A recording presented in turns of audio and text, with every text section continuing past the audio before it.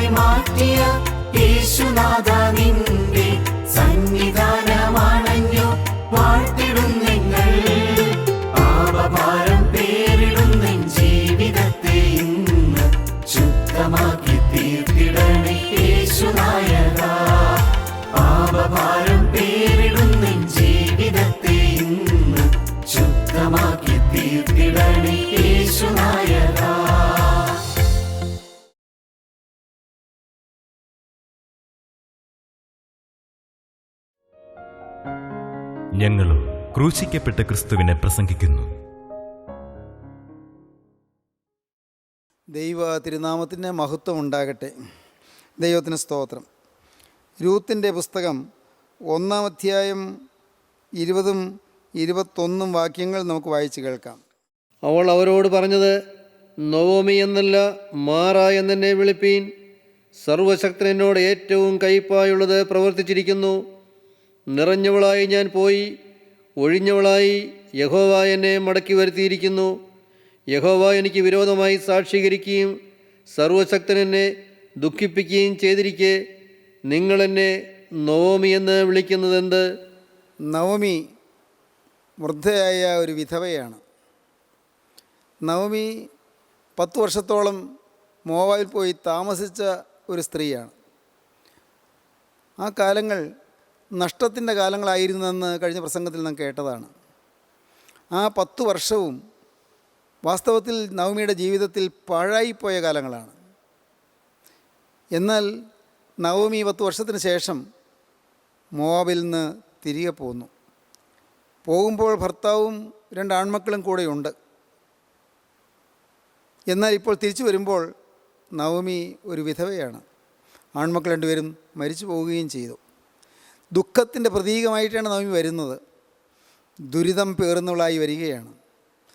ആകുലമനസ്കയായി സങ്കടത്തിലും വിഷാദത്തിലും ഉള്ളുരുകി വലഞ്ഞുകൊണ്ടാണ് നവമി തിരികെ വരുന്നത്. ഇപ്രാവശ്യം നവമി തിരികെ വരുന്നത് തൻ്റെ മരുമകളായ രൂത്തിനോട് കൂടിയാണ്. അതെല്ലാം നാം കഴിഞ്ഞ പ്രസംഗത്തിൽ കേട്ടതാണല്ലോ. പ്രിയപ്പെട്ടവരെ, നവമി ഇവിടെ തിരിച്ചു വന്നപ്പോൾ ബേത്ത്ലഹേമിലുള്ളവർ ഇത് നവമിയോ എന്ന് പറഞ്ഞ് ആശ്ചര്യപ്പെട്ടു. പക്ഷെ നവമി പറയുന്നു, ദയവായി നിങ്ങൾ എന്നെ നവമി എന്ന് വിളിക്കരുത്. ഞാൻ നവമി അല്ല, ഞാൻ മാറായാണ്. നവമി ആയിരുന്നു, പക്ഷേ ഇന്ന് ഞാൻ മാറയാണ്. നവമി എന്ന പദത്തിനൊരർത്ഥമുണ്ട്. പ്ലസൻറ്റ്, പ്രസന്നവതി, സന്തോഷമുള്ളവൾ, പ്രസന്നതയുള്ളവൾ. I was Navami, I was pleasant, but now I am bitterness. ഞാനിന്ന് കയ്പാണ്. ഇന്ന് ഞാൻ കയ്പാണ്. ഇന്ന് എനിക്ക് ദുഃഖവും വേദനയും ദുരിതവും മാത്രമേ ഉള്ളൂ. ഞാൻ ഒറ്റപ്പെട്ടവളാണ്. ഞാൻ തുണയില്ലാത്തവളാണ്. ഞാൻ ഇണയില്ലാത്തവളാണ്. ഞാൻ ആരോരും ഇല്ലാത്തവളാണ്. എൻ്റെ ആൺമക്കൾ 2 പേര് നഷ്ടപ്പെട്ടു. എൻ്റെ പ്രിയപ്പെട്ട ഭർത്താവ് നഷ്ടപ്പെട്ടു. വിയോഗത്തിൽ ദുഃഖിച്ച് വേദനയിൽ പുകഞ്ഞ് അകം ഉരുകി വലഞ്ഞാണ് ഞാൻ വരുന്നത്. നിങ്ങൾ ദയവായി എന്നെ നവമി എന്ന് വിളിക്കേണ്ട. നിങ്ങളെന്നെ വിളിക്കൂ, മാറായി എന്ന് വിളിക്കൂ. കാരണം ഞാൻ കയ്പിൻ്റെ പ്രതീകമായിരിക്കുന്നു. എൻ്റെ ജീവിതം കയ്പുറ്റതായിരിക്കുന്നു. എൻ്റെ ജീവിതം ആകുലം നിറഞ്ഞതായിരിക്കുന്നു. കയ്പേറിയ ജീവിതം, വിയോഗത്തിൻ്റെ വ്യഥ കൊണ്ട് തകർന്ന ജീവിതം. നിങ്ങളെന്നെ നവമി എന്നല്ല മാറായി എന്നെ വിളിപ്പീൻ. Don't call me pleasant, but call me bitterness. നിങ്ങളെന്നെ നവമി എന്നല്ല മാറായി എന്ന് വിളിപ്പീൻ. നവമി എന്നല്ല മാറ എന്ന് എന്നെ വിളിപ്പീൻ. സർവശക്തൻ എന്നോട് ഏറ്റവും കയ്പായുള്ളത് പ്രവർത്തിച്ചിരിക്കുന്നു. നിറഞ്ഞവളായി ഞാൻ പോയി, ഒഴിഞ്ഞവളായി യഹോവ എന്നെ മടക്കി വരുത്തിയിരിക്കുന്നു. യഹോവ എനിക്ക് വിരോധമായി സാക്ഷീകരിക്കുകയും സർവശക്തൻ എന്നെ ദുഃഖിപ്പിക്കുകയും ചെയ്തിരിക്കെ നിങ്ങളെന്നെ നവമി എന്ന് വിളിക്കുന്നതെന്ത്? ദൈവം എനിക്ക് പ്രതികൂലമായിരിക്കുന്നു. ദൈവം എനിക്ക് പ്രതികൂലമായിരിക്കുന്നു. ദൈവം എനിക്ക് എതിരായി നിൽക്കുന്നു. ദൈവത്തിന് എന്നോട് സ്നേഹമില്ല. ദൈവത്തിന് എന്നോട് കരുണയില്ല. കരുണയുണ്ടായിരുന്നെങ്കിൽ എനിക്കിങ്ങനെ വരുമായിരുന്നു. സർവശക്തനായ ദൈവം ഇങ്ങനെ ചെയ്യുമായിരുന്നു. സർവശക്തൻ എനിക്ക് വിരോധമായി സാക്ഷീകരിച്ചിരിക്കുന്നു. സർവശക്തൻ എനിക്ക് ഏറ്റവും കയ്പായത് പ്രവർത്തിച്ചിരിക്കുന്നു. നിറഞ്ഞവളായി ഞാൻ പോയി, ഒഴിഞ്ഞവളായി യഹോവ എന്നെ മടക്കി വരുത്തിയിരിക്കുന്നു. നവമിയുടെ വാക്കുകളിലെല്ലാം ദൈവത്തോട് നിറഞ്ഞ പരിഭവമാണ്. അനേകരിന്ന് ദൈവത്തോട് പരിഭവിച്ചാണ് ഇരിക്കുന്നത്. എനിക്കെന്താണ് ഇങ്ങനെ വന്നത്? എനിക്കെന്താണ് ഈ ദുരിതം വന്നത്? എനിക്കെന്താണ് ഇത്രയും വലിയ അത്യാഹിതം സംഭവിച്ചത്? എനിക്കെന്താണ് ഈ അവിചാരിതമായ, അപ്രതീക്ഷിതമായ, ആകസ്മികമായ ഈ വിയോഗം സംഭവിച്ചത്? എൻ്റെ ദൈവമേ, നീ എന്താണ് എന്നെ നോക്കാഞ്ഞത്? നീ എനിക്ക് വേണ്ടി ഒന്ന് കൈ ഉയർത്താഞ്ഞത് എന്താണ്? എന്നോട് നീ കരുണ കാണിക്കാഞ്ഞത് എന്താണ്? കർത്താവേ, നീ വിചാരിച്ചിരുന്നെങ്കിൽ തീർച്ചയായിട്ടും എൻ്റെ ഈ അത്യാഹിതം ഒഴിവാകുമായിരുന്നല്ലോ. നീ വിചാരിച്ചിരുന്നെങ്കിൽ ഇത്രയും വലിയ കൊടിയ നഷ്ടം എനിക്ക് വരാതെ കാക്കാമായിരുന്നല്ലോ. നീ എന്തുകൊണ്ട് എന്നോട് ഇങ്ങനെ ചെയ്തു? ദൈവം എനിക്ക് വിരോധമാണ്. ദൈവത്തിന് എന്നെ ഇഷ്ടമല്ല. ദൈവത്തിന് എന്നെക്കുറിച്ച് കരുതലില്ല. അനേകം ആളുകളും ഈ ഒരു ചിന്താഗതിയിലാണ് ഇന്ന് പോയിക്കൊണ്ടിരിക്കുന്നത്. ദൈവത്തോട് പരിഭവം, സ്വയം പരിതാപമുണ്ട്, സെൽഫ് സിമ്പതി, സെൽഫ് പിറ്റി. ദൈവത്തോട് പരിഭവമുണ്ട്. ദൈവം എന്നെ താങ്ങിയില്ല, ദൈവം എന്നെ കണക്കാക്കിയില്ല, ദൈവം എന്നെ സഹായിച്ചില്ല, ദൈവം എന്നെ സ്നേഹിച്ചില്ല എന്നുള്ള പരിഭവം. ദൈവത്തിന് സ്തോത്രം. ഈ ഒരു ചിന്താഗതി മനുഷ്യ ജീവിതത്തെ ആകമാനം ഉലയ്ക്കുന്നതാണ്. It's a wrong disposition. തെറ്റായ ഒരു സ്വഭാവം, തെറ്റായൊരു മനോഭാവം. റോങ് ഡിസ്പൊസിഷൻ, തെറ്റായ മനോഭാവം. ഈ 1-ാം അധ്യായത്തിൽ, രൂത്തിന്റെ പുസ്തകം 1-ാം അധ്യായത്തിൽ നവമിയുടെ കാര്യത്തിൽ 3 കാര്യങ്ങളാണ് നാം കാണുന്നത്. 1 wrong decision, 2 wrong direction, 3 wrong disposition. Wrong decision എടുത്തു, ബേത്ത്ലഹേമിൽ നിന്ന് മോവാബിലേക്ക് പോയി, നഷ്ടമായിപ്പോയി. റോങ് ഡിറക്ഷൻ, എൻ്റെ കൂടെ പോരണ്ട മക്കളെ, നിങ്ങൾ ഇവിടെ തന്നെ പാർക്കൂ എന്ന് പറഞ്ഞ് മരുമക്കൾ 2 പേരെയും നവമിയുടെ കൂടെ പോരുന്നതിൽ നിന്ന് തടഞ്ഞു. റോങ് ഡിറക്ഷൻ, തെറ്റായ നിയോഗം, തെറ്റായ രീതിയിൽ അവർ നയിച്ചു. തെറ്റായ നിർദ്ദേശം, തെറ്റായ തീരുമാനം, തെറ്റായ നിർദ്ദേശം. Wrong decision, wrong direction. ഇപ്പോൾ ഇത് റോങ് ഡിസ്പൊസിഷൻ, തെറ്റായ ഒരു മനോഭാവം കാണിക്കുന്നു. ദൈവം എനിക്കെതിരാണ് എന്നൊരു ചിന്ത. ഇന്ന് ലോകത്തുള്ള അനേകം വിശ്വാസികളും കാര്യം പ്രാർത്ഥനയുണ്ട്, പക്ഷേ ഉള്ളിൽ ദൈവത്തോട് പരിഭവമാണ്.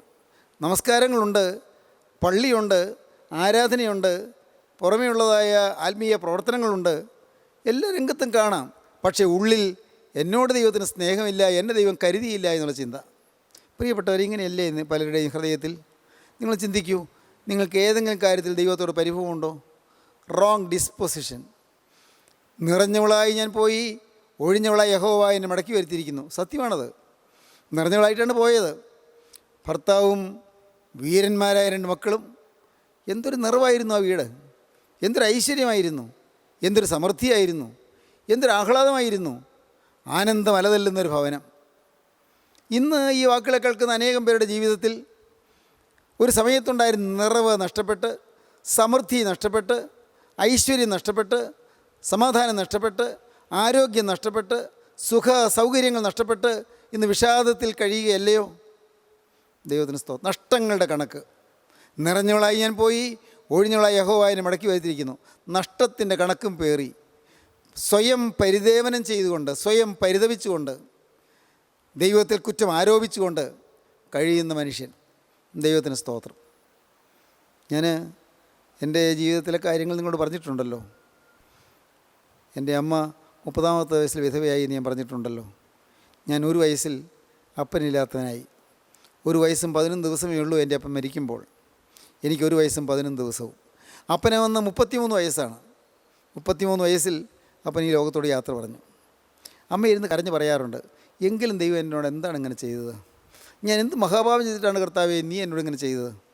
അമ്മ ഇരുന്ന് കരഞ്ഞ് പറയാറുണ്ട്. അന്ന് കഷ്ടപ്പാട് മാറാൻ പള്ളിപ്പെരുന്നാൾ ഏറ്റുകഴിക്കാൻ തീരുമാനിച്ചു, നേർന്നു. ഞാൻ ജോലി കിട്ടി ആദ്യം തന്നെ ആ കാര്യം ചെയ്തു. ഞാൻ അന്ന് എനിക്കറിയാം, അമ്മ കോലഞ്ചേരി പള്ളിയിലെ പെരുന്നാളിൽ വരുന്ന ധർമ്മക്കാർക്ക് എല്ലാവർക്കും, എത്രയോ ധർമ്മക്കാരാണ്, എല്ലാവർക്കും ധർമ്മം കൊടുക്കാൻ തീരുമാനിച്ചു. അതിനുവേണ്ടി കുറേയേറെ രൂപ കൊണ്ടുപോയി ഇങ്ങനെ ധർമ്മം കൊടുത്തു. മാത്രമല്ല അമ്മ ആണ്ടുനോമ്പ് നോക്കാൻ തീരുമാനിച്ചു. ആണ്ടുനോമ്പ് നോക്കി. ദുരിതം മാറാനാണ്, കഷ്ടത മാറാനാണ്, സമാധാനം കിട്ടാനാണ്. എന്നാൽ അതുകൊണ്ടൊന്നും സമാധാനം കിട്ടിയില്ല. സമാധാനം കിട്ടിയില്ല എന്നും ഹൃദയത്തിൽ ദൈവത്തോട് പരിഭവം. ദൈവത്തോട് നമസ്കാരമുണ്ട്, പ്രാർത്ഥനയുണ്ട്, 2 നേരം നമസ്കാരമുണ്ട്. എന്തിന്? പാതിരാത്രി നമസ്കാരം പ്രഭാതത്തിൽ ചൊല്ലും, സൂത്താർ നമസ്കാരം സന്ധ്യാനമസ്കാരത്തോട് ചേർത്ത് ചൊല്ലും. 22 ഉച്ച കഴിഞ്ഞുള്ള 22 നമസ്കാരം അതും സന്ധ്യാനമസ്കാരത്തോട് ചേർത്ത് ചൊല്ലും. പ്രഭാത നമസ്കാരത്തോട് ചേർന്ന് 7 നമസ്കാരം ചൊല്ലും. ഇങ്ങനെ നമസ്കാരങ്ങൾ, പ്രാർത്ഥനകൾ, വേദപുസ്തകം വായന, പള്ളിയിലെ ആരാധന എല്ലാം കൃത്യമായി ചെയ്യും. നോമ്പ്, നമസ്കാരം എല്ലാം ഉണ്ട്. പക്ഷേ ദൈവത്തോടുള്ള പരിഭവം പോയില്ല. ദൈവത്തോടുള്ളതായ പരിഭവം പോയില്ല. എല്ലാം നന്മയ്ക്കായി തീർക്കും ദൈവമെന്ന് കാണാൻ കഴിഞ്ഞില്ല. നഷ്ടം തന്നെയാണ്, തീരാ നഷ്ടമാണ്. അപ്പം മരിച്ചു പോയത് നഷ്ടമല്ലേ? തീർച്ചയായിട്ടുമാണ്. അമ്മ 30-ാമത്തെ വയസ്സിൽ വിധവയായത് വേദന വിഷയമല്ലേ? ആണല്ലോ. എന്നാൽ ദൈവത്തിന് സ്തോത്രം, അമ്മ നിരന്തരം എങ്കിലും എനിക്ക് വന്നല്ലോ എന്നുള്ള ഒരു നിരാശയുടെ നെടുവീർപ്പോടു കൂടിയാണ് കഴിഞ്ഞുകൂടിയത്. ദൈവത്തിന് സ്തോത്രം. പ്രിയപ്പെട്ടവരെ, നിങ്ങൾ ഞാൻ പറയട്ടെ, എൻ്റെ ജീവിതത്തിലും ഒരളവിൽ ഇതെല്ലാം സ്വാധീനം ചെയ്തിരുന്നു. എനിക്കും തോന്നിയിരുന്നു ദൈവത്തിന് ഞങ്ങളോട് മാത്രം സ്നേഹമില്ല. മൂകത മുറ്റിയ വീട്, നിശബ്ദതയാർന്ന വീട്, ആര് കാണാനാണ്, ആര് കേൾക്കാനാണ്, ആരും തിരിഞ്ഞു നോക്കില്ല. സ്വന്തപ്പെട്ടവർ വല്ലപ്പോഴും ഒന്ന് വന്നാലായി. അത് കവിഞ്ഞ് ഒരു സമയത്ത് അപ്പനുണ്ടായിരുന്നപ്പോൾ ധാരാളം ആളും പേരും ഉണ്ടായിരുന്ന വീട്ടിൽ, അവൻ ബിസിനസ് കൂടി ഉണ്ടായിരുന്നുകൊണ്ട്, കൃഷിപ്പണിക്ക് പുറമേ ബിസിനസ് കൂടി ഉണ്ടായിരുന്നുകൊണ്ട് ധാരാളം ആളുകളുണ്ടായിരുന്നു അപ്പന്, കൂട്ടുകാർ. അങ്ങനെ എന്നും അമ്മ 10-15 പേർക്ക് ഉച്ചയ്ക്ക് വെച്ച് വിളമ്പിക്കൊണ്ടിരുന്ന വീട്ടിൽ ആരും തിരിഞ്ഞു നോക്കാതായി. അമ്മ ഇതെല്ലാം ഓർത്ത് കരയാറുണ്ട്. ദൈവത്തിന് സ്തോത്രം. എന്നാൽ എൻ്റെ ജീവിതത്തിൽ 17-ാമത്തെ വയസ്സിൽ ഞാൻ മാനസാന്തരപ്പെട്ടു. 17-ാമത്തെ വയസ്സിൽ ഞാൻ വചനം കേട്ടു. വചനം കേട്ടപ്പോൾ എൻ്റെ ഹൃദയത്തിൽ ദൈവത്തിൻ്റെ വചനം തറഞ്ഞു കയറി. ക്രിസ്തുവിൻ്റെ വചനം എൻ്റെ ഹൃദയത്തിൽ പ്രവേശിച്ചപ്പോൾ എൻ്റെ ജീവിതം ഞാൻ കർത്താവിന് സമർപ്പിച്ചു. ദൈവത്തിന് സ്തോത്രം. അത്ഭുതം. അതോടുകൂടി അമ്മയുടെ ഭാവവും മാറി, അമ്മയുടെ പ്രകൃതം മാറി, അമ്മയുടെ സ്വഭാവം മാറി, അമ്മയുടെ വിഷാദം മാറി. അമ്മ മാനസാന്തരപ്പെട്ടു. അമ്മ ജീവിതം കർത്താവിന് കൊടുത്തു. അതോടുകൂടി എല്ലാം നന്മയ്ക്കാക്കി കൂടി ആവരിപ്പിക്കുന്ന ദൈവം അമ്മയുടെ ജീവിതത്തിൽ അനുഗ്രഹങ്ങൾ പെരുകാൻ തുടങ്ങി, സമാധാനം വർദ്ധിപ്പിക്കാൻ തുടങ്ങി, ആശ്വാസം പെരുകി വരാൻ തുടങ്ങി. എല്ലാം നന്മയ്ക്കാക്കി ദൈവം തീർത്തു. ദൈവത്തിന് സ്തോത്രം. സഹോദരങ്ങളെ, ഇന്ന് നിങ്ങൾ കൈപ്പേറിയ അനുഭവങ്ങളിലൂടെ പോകുന്നെങ്കിൽ, ഒരു കാലത്ത് നിറവിൻ്റെ അനുഭവമായിരുന്നല്ലോ ഇന്ന് ഒഴിഞ്ഞു പോയല്ലോ എന്നോർത്ത് നിങ്ങൾ ദുഃഖിച്ചിരിക്കുന്നുവെങ്കിൽ, നിങ്ങൾക്ക് വീണ്ടും നിറവ് തരാൻ ദൈവം തയ്യാറായി വന്നിരിക്കുകയാണ്. നിറഞ്ഞവളായി ഞാൻ പോയി, ഒഴിഞ്ഞവളായി യഹോവയെ മടക്കി വരുത്തിയിരിക്കുന്നു പറഞ്ഞതായി നവമി ഒടുവിലത്തെ അധ്യായത്തിലേക്ക് വരുമ്പോൾ ഭാഗ്യവതിയായി മാറുന്നത് നാം കാണുന്നു. നിറഞ്ഞവളായി ഞാൻ പോയി, ഒഴിഞ്ഞവളായി യഹോവയെ മടക്കി വരുത്തിയിരിക്കുന്നു പറഞ്ഞ് കരഞ്ഞുകൊണ്ടിരുന്ന നവമി സന്തോഷിച്ച് ആർത്ത് ചിരിക്കുന്നത് നാം കാണുകയാണ്. ദൈവത്തിന് സ്തോത്രം. 3 ശവസംസ്കാരങ്ങൾ നടത്തിയ നവമി 4-ാമത്തെ അധ്യായത്തിലേക്ക് വരുമ്പോൾ ഒരു പൊന്നോമന കുഞ്ഞിനെടുത്ത് ലാളിക്കുന്നവളായി തീരുകയാണ്. ദൈവത്തിന് സ്തോത്രം. നവമിയുടെ ഭവനത്തിൽ ഒരു കുഞ്ഞ് പിറക്കുന്നു. നവമിയുടെ ഭവനത്തിൽ അനുഗ്രഹീതനായി ശിശു പിറക്കുന്നു. ബോവസ് രൂത്തിൽ ഓബേദിനെ ജനിപ്പിച്ചു, ഓബേദ് ഇശായിയെ ജനിപ്പിച്ചു, ഇശായി ദാവീദിനെ ജനിപ്പിച്ചു, ദാവീദിൻ്റെ 14-ാം തലമുറയിൽ കർത്താവായി ജനിച്ചു. അനുഗ്രഹീതമായ ഒരു തലമുറയെ കെട്ടിപ്പടുക്കുന്ന മഹോന്നതമായ പദവിയിലേക്ക് നവമിയെ ദൈവം നയിക്കുന്നതും നടത്തുന്നതും കാണുകയാണ്. നാം ദൈവത്തെ സ്തുതിച്ചു പോവുകയാണ്. നവമി ഭാഗ്യവതിയായി മാറുകയാണ്. നിറഞ്ഞവളായി ഞാൻ പോയി, ഒഴിഞ്ഞവളായി യഹോവയെ മടക്കി വരുത്തിയിരിക്കുന്നു. സ്നേഹിതരെ, നിങ്ങൾ ചിന്തിക്കൂ, ഒരു കാലത്ത് നല്ല ധനസമൃദ്ധിയല്ലായിരുന്നു, ഇന്ന് എല്ലാം പോയല്ലോ. കടം വന്ന് കയറിയല്ലോ. ഇന്ന് മനുഷ്യരുടെ മുഖത്ത് നോക്കാൻ ലജ്ജയാകുന്നുവല്ലോ. അഭിമാനം പോയല്ലോ. ഒരു സൽപ്പേരുണ്ടായിരുന്നു, ഒരു നേരസ്ഥൻ എന്നുള്ള പേരുണ്ടായിരുന്നു, ഇന്ന് ആ പേര് നിലനിർത്താൻ പറ്റുന്നില്ല, പറഞ്ഞ വാക്ക് പാലിക്കാൻ പറ്റുന്നില്ല, കടം വാങ്ങി തിരിച്ചു കൊടുക്കാൻ പറ്റുന്നില്ല. ഇന്ന് വിഷാദ വിവശനായി കഴിയുകയാണ്. ദൈവത്തിന് സ്തോത്രം. ഒരു കാലത്ത് നല്ല അരോഗ ദൃഢഗാത്രനായിരുന്നു, നല്ല ആരോഗ്യമുണ്ടായിരുന്നു, ഇന്ന് ക്ഷീണിച്ച് അവശനായി തീർന്നിരിക്കുകയാണ്. ഇന്ന് പലതിനും ആരുടെയെങ്കിലും സഹായം വേണം, അല്ലേ? നിറഞ്ഞ അനുഭവം, സമൃദ്ധിയുടെ അനുഭവം, സന്തോഷത്തിൻ്റെ അനുഭവം. ദൈവത്തിന് സ്തോത്രം. പ്രിയപ്പെട്ടവരെ, നിങ്ങൾ ചിന്തിക്കൂ, നിങ്ങളുടെ ജീവിതത്തിലേക്ക് നോക്കൂ. നിങ്ങൾക്ക് ഓരോന്നോരോന്ന് ഓർക്കാൻ പറ്റുന്നില്ലേ? നിറഞ്ഞ അനുഭവം, സമൃദ്ധിയും സന്തോഷവും തിങ്ങുന്ന അനുഭവം, കുടുംബവും ഐശ്വര്യമായി കഴിഞ്ഞ ജീവിതം, നല്ല നല്ല നല്ല നല്ല കാലങ്ങൾ, അനുഗ്രഹീതമായ കാലങ്ങൾ, ആനന്ദൈശ്വര്യമെഴുന്ന മാസങ്ങളും അബ്ദങ്ങളും. ദൈവത്തിന് സ്തോത്രം.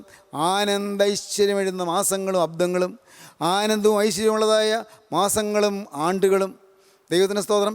പിതാക്കന്മാർ പാടി, ഇന്ന് ആനന്ദമില്ല, ഇന്ന് ഐശ്വര്യമില്ല. കർത്താവേ, എനിക്ക് എന്നോട് അലിവ് തോന്നി, എന്നോട് മനസ്സിലിവ് തോന്നി, എനിക്ക് ആനന്ദവും ഐശ്വര്യമുള്ള നല്ല കാലങ്ങൾ തരണമേ എന്ന് പാടുവാൻ പിതാക്കന്മാർ നമ്മെ അഭ്യസിപ്പിച്ചു. വിളിച്ചപേക്ഷിക്കുന്ന പാവികളുടെ അനുതാപത്തിൽ നിന്ന് കാണുന്നവനാണല്ലോ കർത്താവേ, എനിക്ക് നല്ല കാലങ്ങൾ തരണമേ. ഞാൻ നിന്നെ വിളിച്ചപേക്ഷിക്കുകയാണ്. നിൻ്റെ കരുണയോട്, നിൻ്റെ മനസ്സിലിനോട് ഞാൻ യാചിക്കുകയാണ്. ആഹ്വാനം ചെയ്യുന്ന പാവികളിൽ കൃപയെ വിലക്കാത്തവനായ കർത്താവേ, നീ എനിക്ക് കൃപ തരണമേ, നീ എന്നോട് കരുണ കാണിക്കണമേ.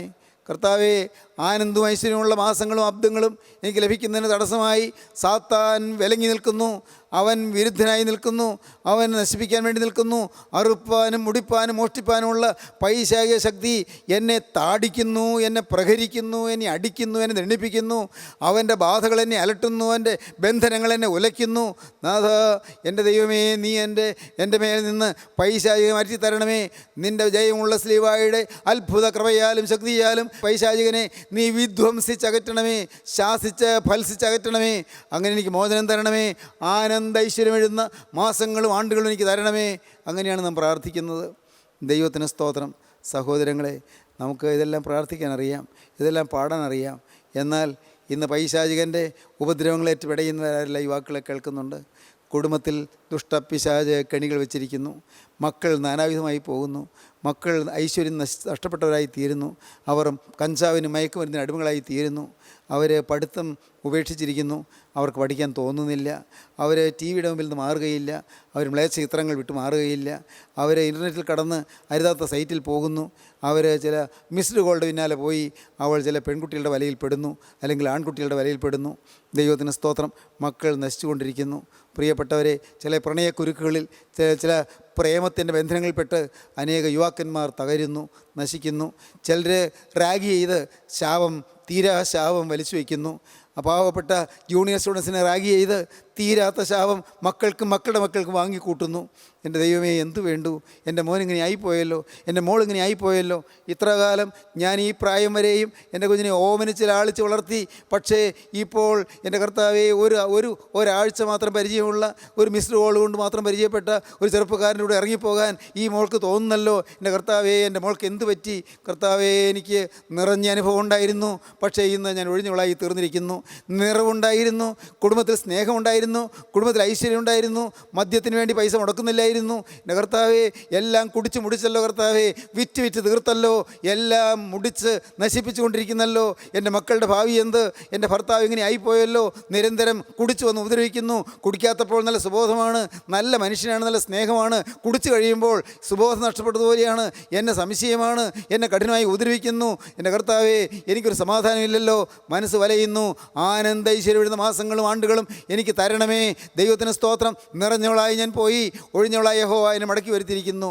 ഞാൻ ഈ വീട്ടിൽ നിന്ന് കയറുമ്പോൾ എനിക്ക് എന്തൊരു സ്നേഹമാണ് കിട്ടിയിരുന്നത്. ഭർത്താവിന് എന്നെ എന്തൊരു കാര്യമായിരുന്നു.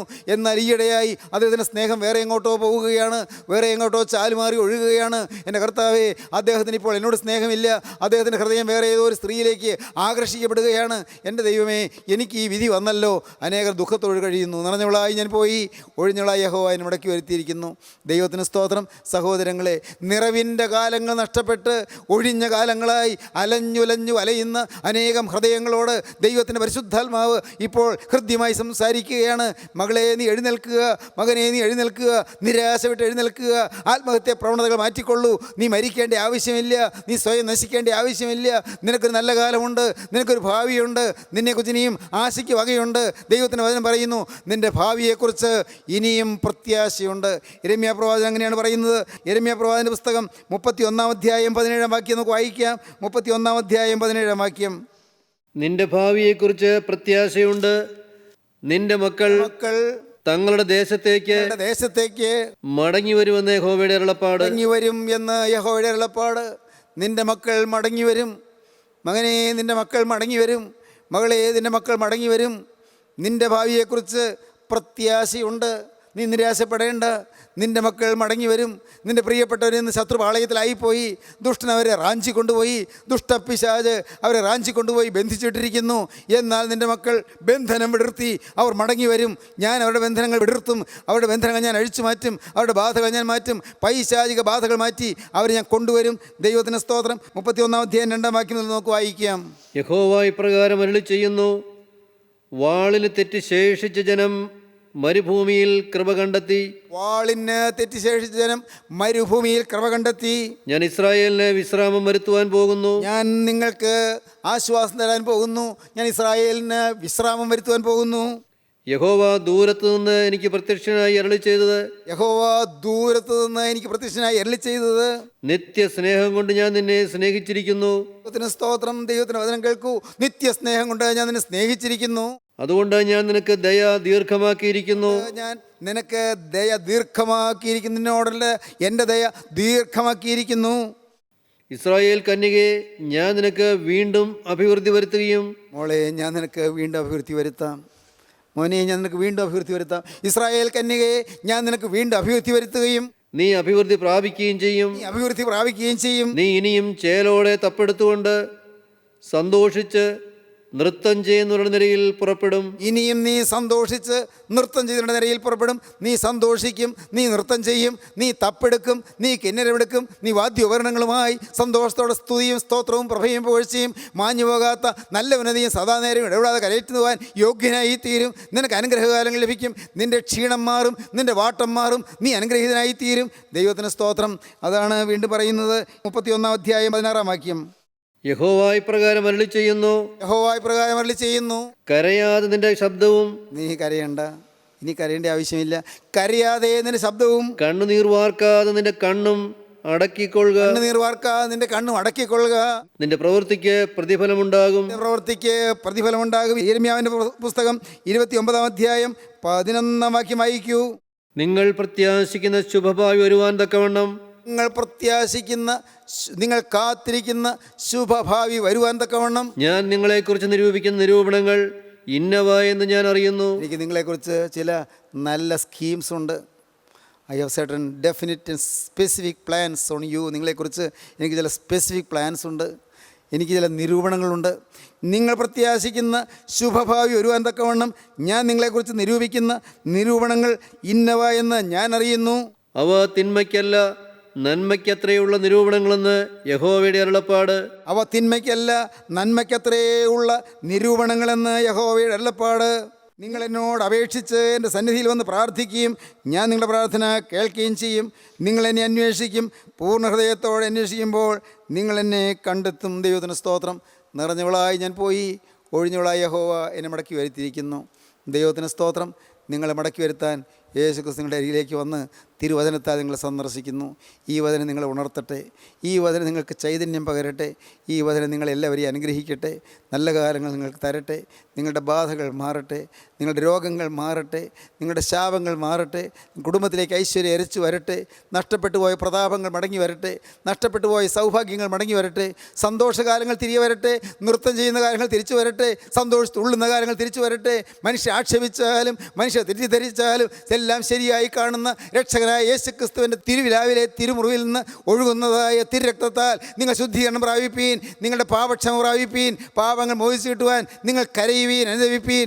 നല്ല കാലങ്ങൾ വരും. വിശ്വസിക്കൂ. പാപം ഏറ്റുപറഞ്ഞുപേക്ഷിച്ച് അനുഗ്രഹം പ്രാപിക്കൂ. ക്രിസ്തുവിൻ്റെ രക്തത്താൽ വീണ്ടെടുപ്പ് പ്രാപിക്കൂ. അനുഗ്രഹം പ്രാപിച്ചുകൊണ്ട് ദൈവത്തെ സ്തുതിക്കൂ. നല്ല കാലങ്ങൾ തിരികെ വരും. നമുക്ക് പ്രാർത്ഥിക്കാം. കരുണയുള്ള കർത്താവേ, ഈ വാക്കുകളെ കേട്ട് എല്ലാവരെയും തലോടണമേ. കണ്ണുനീര് തുടയ്ക്കണമേ. രോഗങ്ങൾ മാറ്റണമേ. ആഗ്രഹങ്ങൾ സാധിപ്പിക്കണമേ. ആശകൾ നിറവേറ്റണമേ. ഭാരങ്ങൾ അകറ്റണമേ. ആകുലങ്ങൾ നീക്കണമേ. തീരാശാപങ്ങൾ മാറ്റണമേ. എല്ലാവരെയും അനുഗ്രഹിക്കണമേ. യേശുക്രിസ്തുവിൻ്റെ പരിശുദ്ധമായ നാമത്തിൽ തന്നെ. ആമീൻ. ഹല്ലേലൂയ.